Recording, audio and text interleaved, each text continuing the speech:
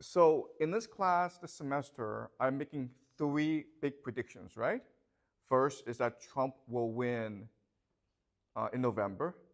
Second is that the United States will go to war against Iran. And the third big prediction is that the United States will lose this war, which will forever change the global order.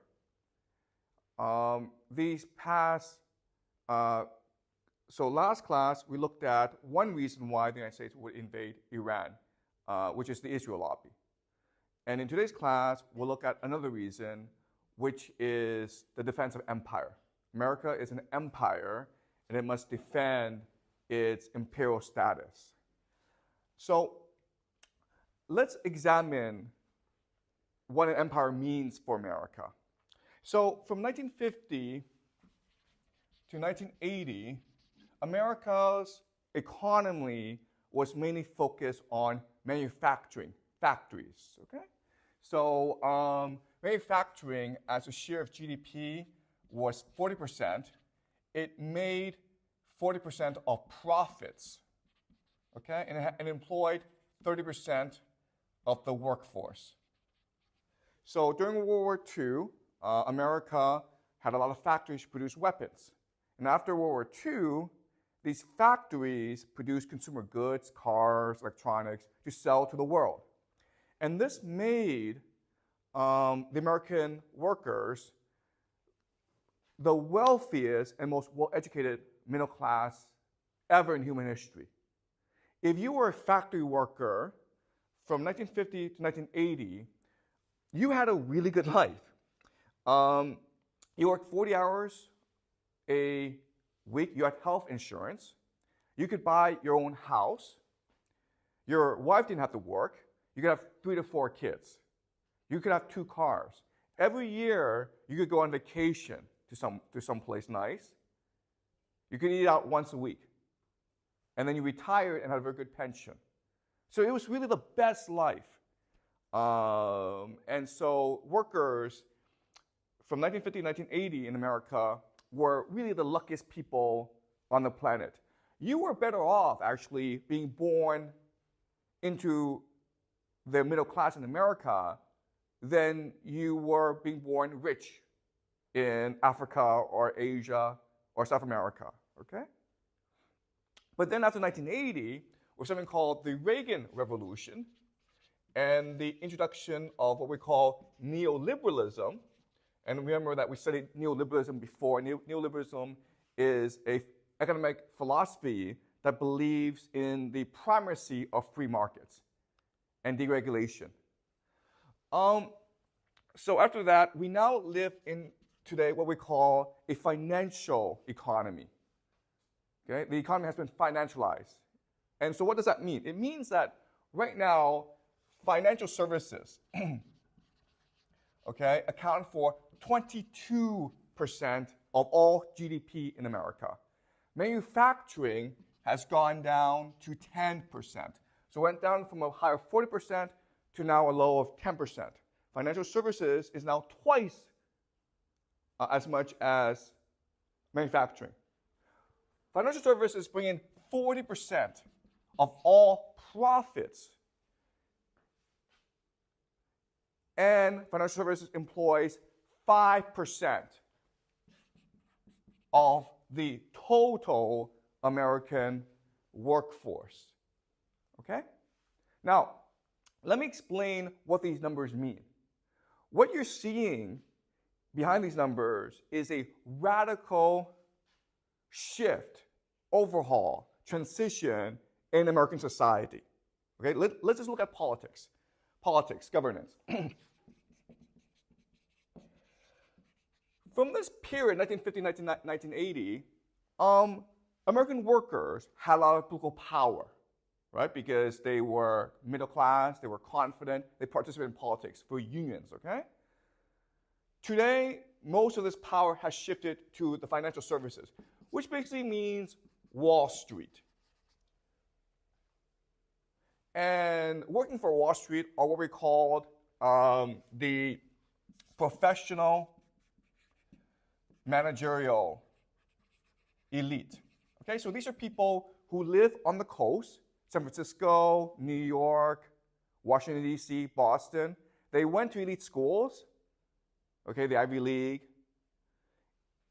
and they're multicultural, and right now they're the most powerful political group in America. And this has led to massive political divisions within the country, okay? So it's the first major consequence. Before, it was workers who had a large say over American politics. And now it is Wall Street, the financial sector, and the coastal professional management elite. And so government shapes policies that favors this multicultural elite, financial elite, at the expense of workers, okay? So that's the first major shift. But then you look at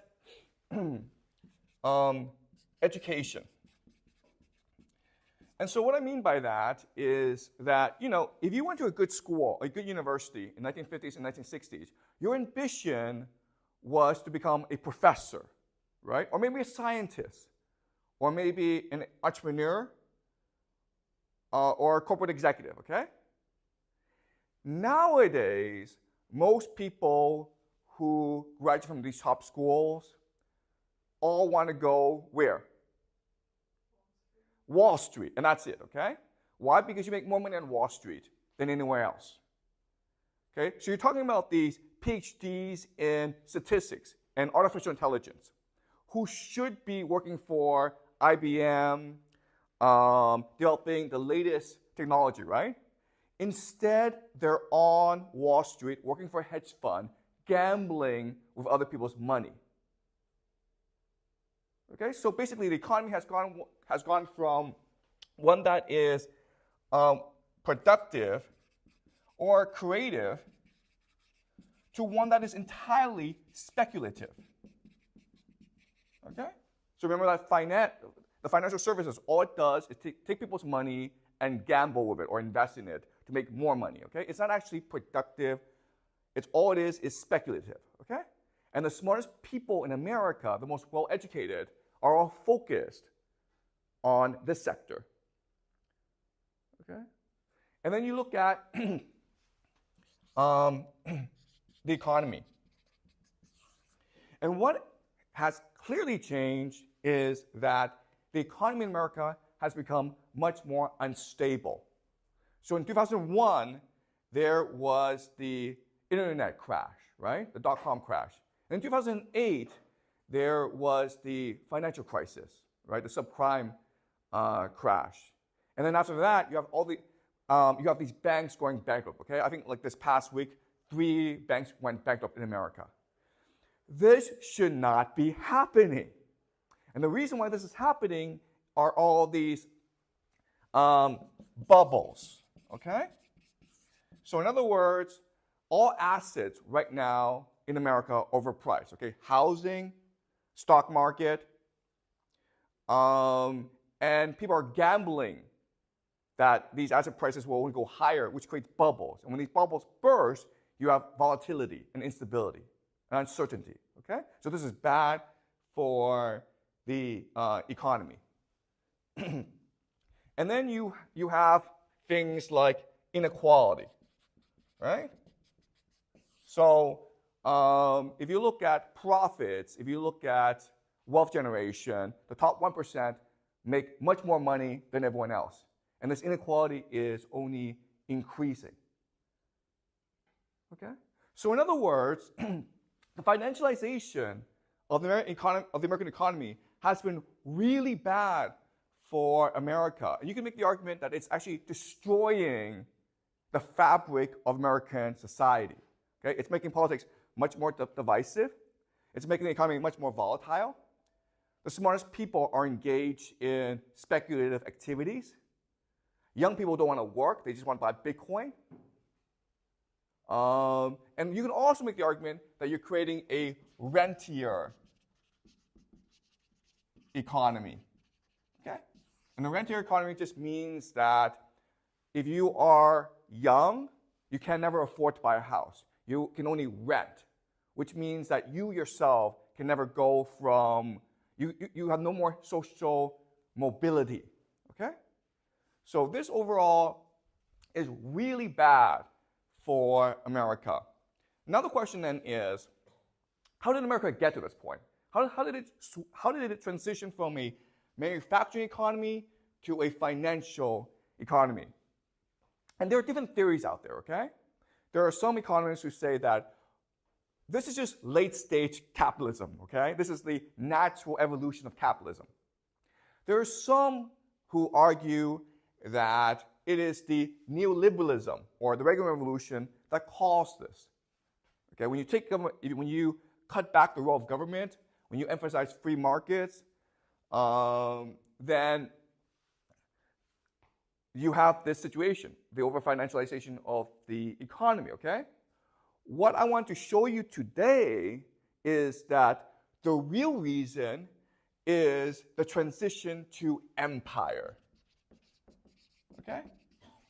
There's a really simple explanation for why this is happening, and the reason is that after the end of the Cold War, 1991, America became a global empire.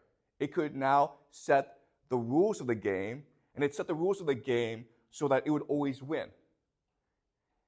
And then all money flowed to America, which created all these asset bubbles. Okay? So that's the argument I'm making to you today, okay? So are we clear about what's happening? Any questions so far? Okay, now I want to explain to you how America became an empire. In fact, the most powerful empire in human history, because even though Rome was powerful, it didn't really control the world. Whereas America, the American empire today, controls the entire world, okay? And so to understand how America became an empire, you have to go back to the founding of America. Okay, so in 1776, America declared independence from Britain. And at that time, they had something called the Declaration of Independence. And the Declaration of Independence, if you read the document, it's very clear. It's what the founding fathers of America said is that we are founding a new society in America based on God. Okay? Now, the founding fathers were Christians, but they were a special type of Christians who believed in the idea of deism. And deism is the idea that, yes, there is a God, and God did create everything, but God is not interested in managing human affairs.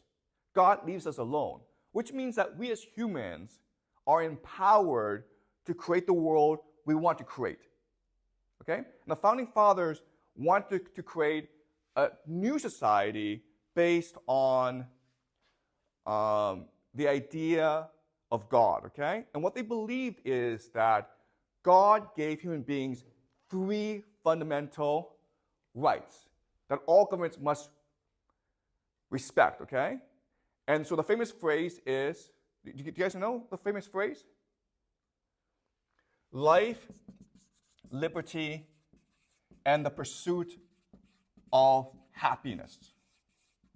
Okay? That is the mission, the purpose of America, to ensure that every American would have life, liberty, and the pursuit of happiness. And that's really the goal, the role of government. Life, to make you safe, okay? To provide security against enemies. Liberty, the right to say whatever you believe, the right to believe whatever you believe, okay? So the tolerance of all creeds, religions. Now last is the pursuit of happiness. What does pursuit of happiness mean? You guys know? So Thomas Jefferson wrote the Declaration of Independence, and when he wrote the pursuit of happiness, he had a very specific idea in mind. What does the pursuit of happiness mean?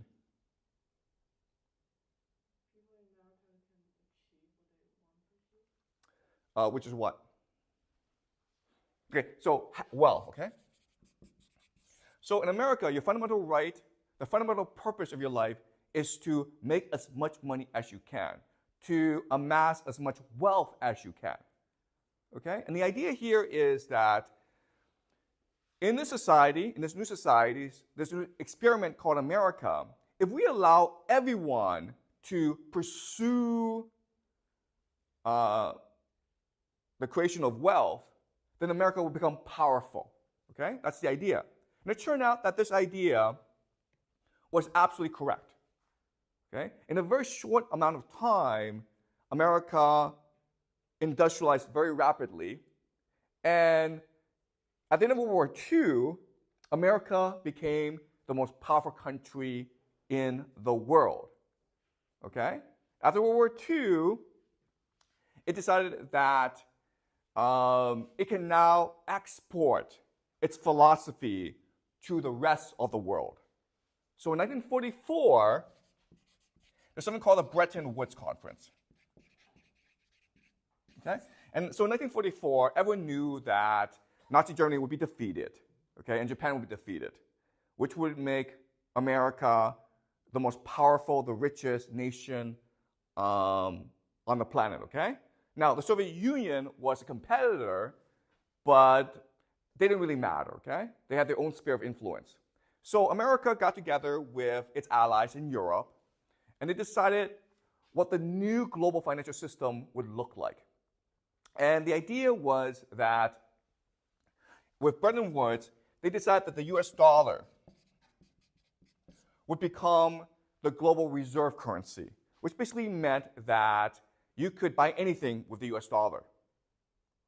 Now, there are some people at Bretton Woods, some economists, who were afraid that this would cause problems, right? If you have a government which was in control of the global reserve currency, that would basically make the government God, right? If they could just print as much money as they wanted, they could become like Midas. If they touch something, it would become gold, okay? So some people thought it was dangerous. And so the compromise is that the US dollar had to be backed by gold, okay, the gold standard. In other words, the US dollar was basically like a receipt for gold. If you had $1 million, okay, you could go to any American bank and get $1 million worth of gold for it. Okay, does that make sense? So that's what we call the gold standard. And for the longest, and so that led, this Bretton Woods system led to tremendous prosperity in America and in Europe and in Japan, okay? Then, in 1971, Richard Nixon did something really radical. He basically said, we America, we're gonna go off the gold standard, okay? Remember that America had spent too much money on the space race, on Vietnam, on domestic expenses, okay? So they needed to transition out of the gold standard. But if you transition out of the gold standard, then how do you ensure the US dollar is worth something? How do you ensure the intricate worth of the US dollar? So they transition from the gold standard to what? Do you guys know? Oil, okay, do you understand? And this is what we call the petrodollar. And the idea here is that, look, every economy needs oil to run, right? You need oil as the basis of your economy. And so after America went off the gold standard, these countries in the Middle East, mainly Saudi Arabia, but other countries as well, agreed that you could buy oil using US dollars.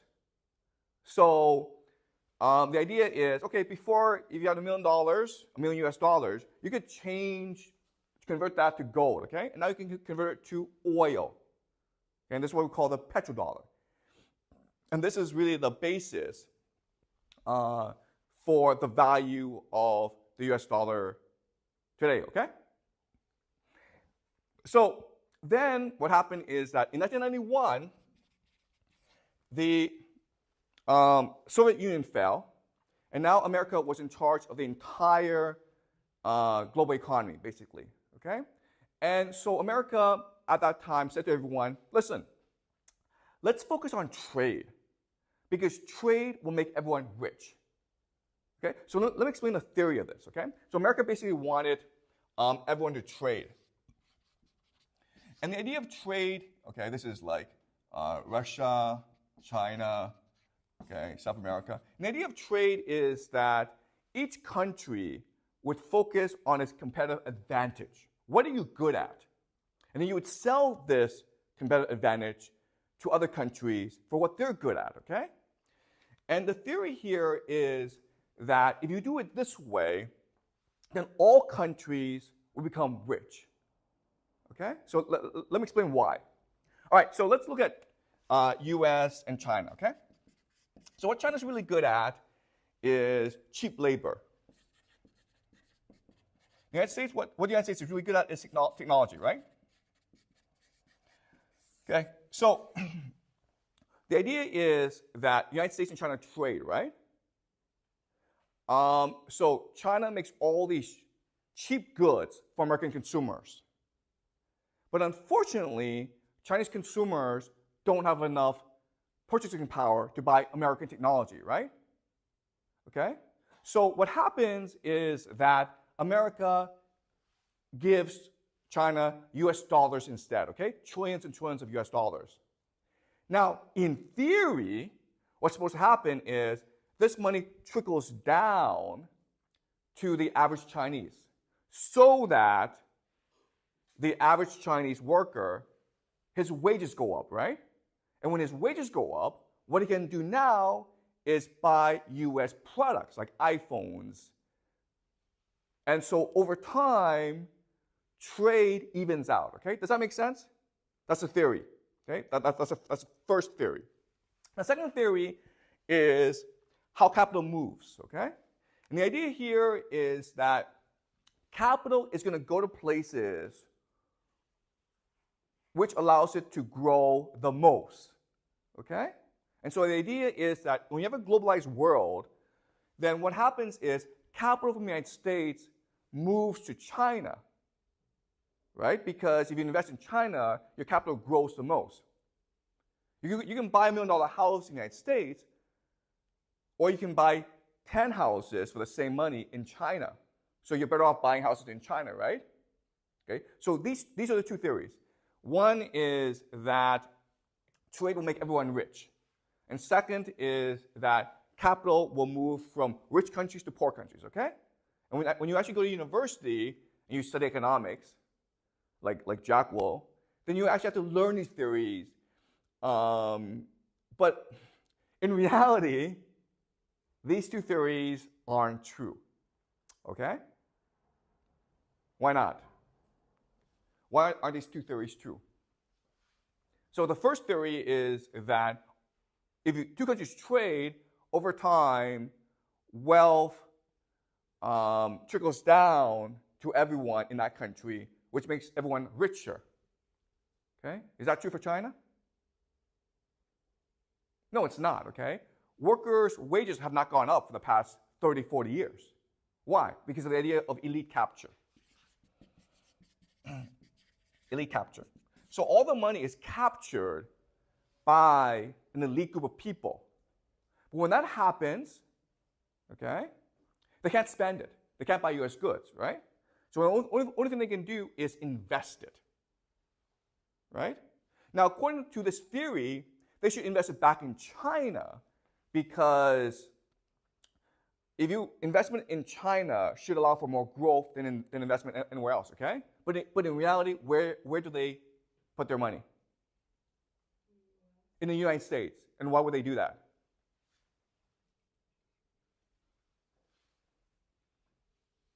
Why?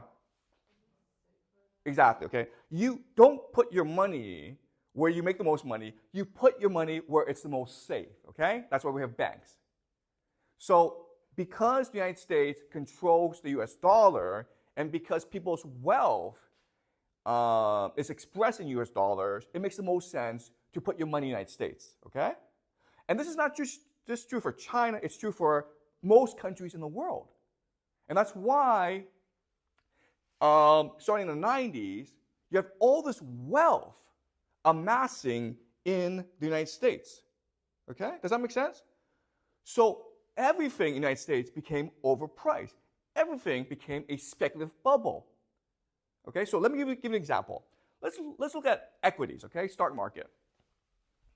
Stocks. In the year 1900, okay, in the year 1900, if you look at all the world's stock markets, the largest was the UK, okay, because obviously the UK is the most powerful country in the world, was the most powerful country at that time. At that time, the UK was the most powerful country. Okay, so in a stock market, as a percentage of the entire global stock market, was about 25%, okay? 24 to 25%. The United States was second at 14.5%. Then you had Germany, about 13%, France at 11%, okay? So that was the situation of wealth in the year 1900. And this makes sense, right? These four countries are industrially extremely powerful. Today, okay, the year 2024, the United States has 60% of all the world's stock wealth. Okay? Who's second? Can you guys guess? Who'd be second? Japan, okay? And what is the percentage of global stock wealth? Can you guys guess a number? The United States has 66%, 60%. How much does Japan have? Can you guess a number? 10% is a good guess, right? It's actually 6%. Okay? Do you see the disparity? Number one is 60%. Japan, number two, is 6%. It's huge disparity. How much is China? The world's second largest economy. 3%, okay? Do you understand? All right? So all this wealth that's being generated around the world, it can only end up one place. Okay? The United States. All right?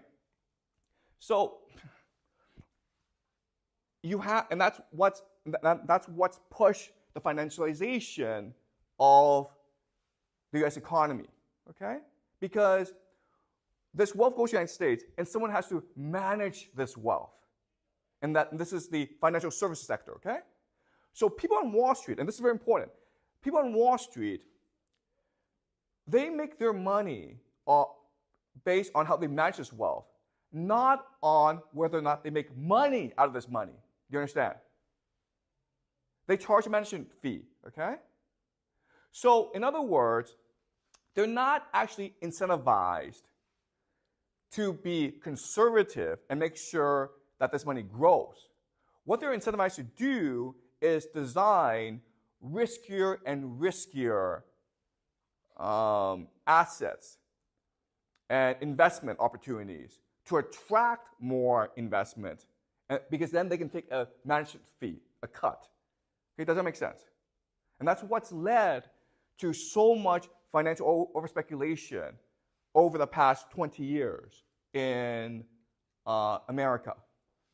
And one of America's biggest problems is the growing national debt, okay?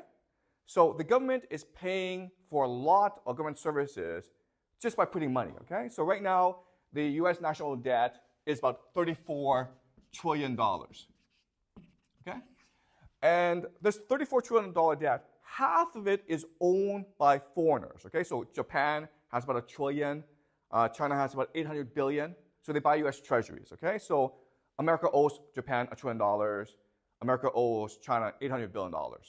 And then half of it, the government owes to its people. So the two largest expenses are the military and the pension system, okay? So $34 trillion is a lot of money because the U.S. GDP is about $100 trillion. So the total debt is about a third of America's GDP. And this debt has interest, right? So this debt is growing about 1 to 2 trillion every 2 to 3 months, okay? And all this is saying, okay, these numbers, all they're telling us is there's absolutely no way that America can pay all this debt, okay? So then the question then is, if you're China and you're Japan, why do you have all this debt knowing that America can never pay you back? Or America will at some point default on this debt? Why?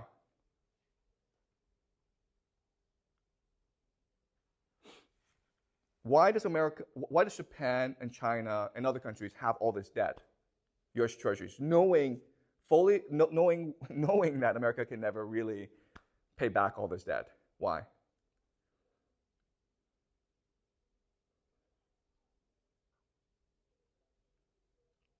Okay, so there are many reasons, okay? The first reason is that, in theory, Japan and China can always take this debt and buy oil with it, okay? So this is, again, the petrodollar. Second reason is that even though America is in debt, it's still an empire. It's still the greatest military power in the world. So at some point, you feel that the money is safe there, okay? Does that make sense? Because no one can actually challenge America militarily. And the third reason, and this is the most important reason, is there's no place for you to go. You understand? What else? Where else can you put your money? Nowhere, okay? So that's the issue right now. And so in theory, because China and Japan can buy oil with it, and because there's really no place for China and Japan to put this money, in theory, this system can go on forever, okay? So it's possible that maybe in 10 years' time, the debt will be 340 trillion, okay? Who knows, okay? So in theory, this could go on forever, right? Because America's an empire. But then, what happened 2-3 years ago is Russia invaded Ukraine, okay? Russia invaded Ukraine. And why this is important is that this is basically Russia challenging the dominance of the American empire, okay? What Putin is really saying to the United States is, I think your empire is full of lies. Your empire is based on nothing. Your empire is based on the perception that you are invincible in war. Well, I'm going to invade Ukraine and prove everyone wrong, okay? I'm going to show that you, America, are in fact a paper tiger. Okay? And so, if Putin succeeds in his war in Ukraine, then the fundamental understanding of how the world works, that America is an empire, that America is invincible, that the US dollar is safe, will radically change. Okay? It will be destroyed, it will be undermined, it will be subverted. Okay? Does that make sense? So that's why America needs to stop Russia in Ukraine. Okay? Can it stop Russia? Can it stop Russia in Ukraine? How's the war going for America in Ukraine? Pretty badly, okay? I mean, the war's almost over. Okay, so but what America can do, okay, which will solve all these problems, is for America to transition from a financial economy back to a manufacturing economy. Okay? If America just does this, America has nothing to worry about. It doesn't have to worry about the debt. It doesn't have to worry about Russia. It doesn't really have to worry about the world, okay? Because America is a self-sufficient economy, meaning that it has the resources to sustain itself. It doesn't really need to trade with the rest of the world, okay? If America can return to being a manufacturing economy, then it will be invincible, okay?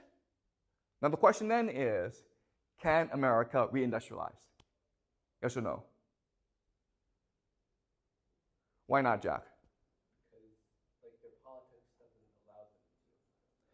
Because the politics doesn't allow them to, exactly. But can you explain that? Like the financial sector has too much political power, so all they're trying to do is to perpetuate financialization. Yeah. They won't allow America to. That's exactly right, Jack, okay? So yes, the problem right now is the very structure of American society and politics and the economy. Right now, the financial sector has all the power. And they don't want to go back to the time when manufacturing had all the power, right? So that's the first problem. But let's just say, for the sake of argument, that they agree to this, okay? What's your other problem if you want to reindustrialize?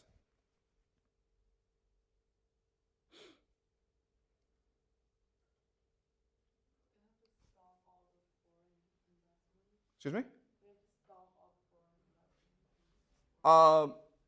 Okay, but all the foreign investment can just go into factories, right? But there's actually a really big problem with reindustrialization, okay? So as Jack says, there will be political resistance to this, okay? But then you have a bigger problem than this, which is what? Okay, guys, the problem with this economy is it creates a speculative mindset, okay? So therefore, no one wants to work hard. No one wants to go to work in factories anymore. Do you understand? If you're a young person, you would much rather spend your time investing in Bitcoin than working in a factory. Do you understand? Because investing in Bitcoin gives you the opportunity to become rich. But if you work in a factory, you have to work hard for 40 years just to buy a house. Okay, does that make sense? So you're not going to find people to work these factories. That's a bigger problem, okay? And the third problem, of course, is just investment. How do you build these factories? You not only have to build these factories, but you also have to build logistics networks to move goods from one place to the next, okay? Okay? So, in other words, America could reindustrialize, but it's a pain in the ass, right? You're going to face a lot of political opposition, especially from the financial sector. It's very hard for you to get people to work in factories. And plus, where's all this money going to come from, okay? So, if you can't beat Russia in Ukraine, and if you can't reindustrialize, then what can you do to protect the petrodollar and your financial system?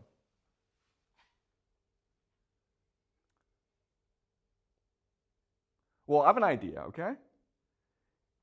Invade Iran, okay? Invade Iran. Now, why would you do that? And the answer is that, unfortunately, of all the options out there, okay, because America can't just sit back and let its empire collapse, right? Of all the options out there, invading Iran happens to be politically the easiest to do, okay? You can't go fight a war against Russia because Russia has nuclear weapons. You cannot reindustrialize because there'll be too much political opposition towards that. Plus, it'll take you about 50 years to reindustrialize. But if you invade Iran, well, you accomplish three things, okay? The first thing is you show the world that you're still the top dog. Your military is still invincible, okay? So if you're a foreign investor in America, you have $1 trillion US, you feel safe, okay? You don't think the US dollar will collapse. Okay? That's the first thing. To show the world that America is still the world's foremost military power, therefore the US dollar is safe. Okay? Second is oil, right? What is the US dollar based on? Oil, right? Well, if you control oil, then you don't have to worry about people abandoning the US dollar. Okay, does that make sense? Okay, and it happens that the Middle East produces 40% of the world's oil. And Iran is the world's fourth largest oil exporter. But when you take over Iran, you also control Iraq as well. You control that entire area, okay? And the third thing about invading Iran is trade, okay?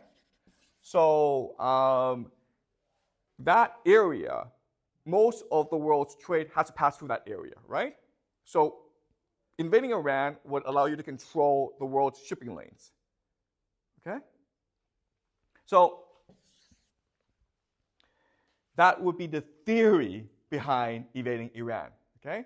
But the motivation would be to save the American empire. Because if Putin wins in Ukraine, then America is going to look weak. It's going to look like a paper tiger, okay? And in this situation, as the empire, you have to act. Today, you have a lot of countries in Africa who are rebelling against the Western powers, France, basically, and America. Why? Because they think that Putin is now in charge, okay? Why did October 7th, why did Hamas attack Israel? I guarantee you that if it were not for the war in Ukraine, Hamas would not have done such a thing, okay? For the longest time before the war in Ukraine, there was a perception in the world that America was militarily invincible. No power, no country could ever dare stand up against the United States. And by invading Ukraine, Putin has proved everyone wrong, okay? That the United States can be defeated. And so what the United States must do now is prove to the world, nope, we're still militarily the greatest power in the world. Okay, does that make sense? Okay? And again, it must do so to protect its financial economy. Otherwise, there's a very good chance that this financial economy will implode onto itself. Okay? If China, Japan, other countries pull out of the U.S. financial sector, okay? If they sell their U.S. treasuries, not only will America face a sovereign debt crisis, but it will lose access to easy money, okay? Easy money. And the problem in America today is that America is an empire addicted to easy money, okay? People are so used to just sitting around and making millions of dollars that they cannot imagine or tolerate a day when they would have to go back to working hard, okay? So it's this addiction to easy money which will drive America to invade Iran. Okay? Does that make sense? Okay, any questions? So if all the money goes to America, how do they manage it since maybe they're like the end of all the money? Okay, so all this money coming to America, how is it managed? Okay, so this is actually very complicated, okay? Because again, the financial sector is very large. But if you have US dollars, then your options are you can invest in the stock market, you can invest in houses, okay? The problem today is because there are too many rich people in the world, and all this money is going to America, all assets are bubbles now, okay? So the irony of all this is that you feel that your only option is to invest in America, but when you do this, you're actually losing value. Okay? And that's why the system is not really sustainable. Everyone's going to America, and that's driving up all these asset prices, but in the long term, that will destroy the American economy. In the long term, it'll create all these bubbles that will also destroy individual wealth. Okay? Does that make sense? Any more questions? So, like, if America loses the war in Iran, then like other countries will lose even more confidence in America, so their system will completely fall apart. Okay, so Jack asks a great question, which is like, listen, if going to Iran is all about restoring confidence in the United States, well, if America loses the war, then that would destroy even more confidence, okay? And so this is the problem of empires. Empires have something called hubris, right? Imperial hubris. Which means that they cannot imagine the possibility of losing a war. Okay? So why is that? Okay, there are two reasons. Okay? There are two reasons. The first reason is that what an empire is, it's a force that imposes reality onto others. Okay? An empire makes you see the world the way the empire wants you to see the world. Okay, does that make sense? Which means there's no feedback loop. which means that you cannot actually tell the empire what you think. Your voice doesn't matter. Which means that an empire, it's not possible for an empire to imagine the possibility of it ever collapsing. Do you understand? If it could, it would never collapse. Okay, that's the first problem. Second problem is that, okay, let's do a thought experiment. If you had a choice, would you rather be smart and strategic or stupid and arrogant? If you had a choice in an ideal world, would you rather be smart and strategic or stupid and arrogant? Okay, the answer is stupid and arrogant because it makes you feel good, okay? Stupid people feel good about themselves, right? Smart people get depressed. They doubt themselves. They question themselves, and that makes you feel bad. Most people in an ideal world would want to feel good about themselves always, okay? So when you are an empire, you want to be stupid and arrogant because it makes you feel good. Okay? Does that make sense? Okay? But that's why empires collapse, because once they have too much power, they become stupid and arrogant, and they refuse to consider the possibility that they could be wrong. Okay? Does that make sense, Jack? Okay? Any more questions? So did the empire start when they start to trade with the world or when the bubble started? Okay, the American empire has been building for a long time. Okay, so you can make the argument that the empire really started after World War II, because now America controlled half the world. And then it became dominant after the end of the Cold War, when the Soviet Union collapsed. And at that time, okay, before the collapse of the Cold War, America had to behave itself. And the reason it had to behave itself was it wasn't afraid of the Soviet Union, it was afraid of communism, right? That's why from 1950 to 1980, they treated their workers so well, because they were afraid of a worker revolt, right? So the real threat was not the Soviet Union, the real threat was communism as an opposing ideology to capitalism. Unfortunately today, there's no opposing ideology towards capitalism, okay? And that's why America can do what it wants. It does not fear any enemies, it does not fear internal revolt. Okay, does that make sense? Okay, all right, so I'll see you guys next week.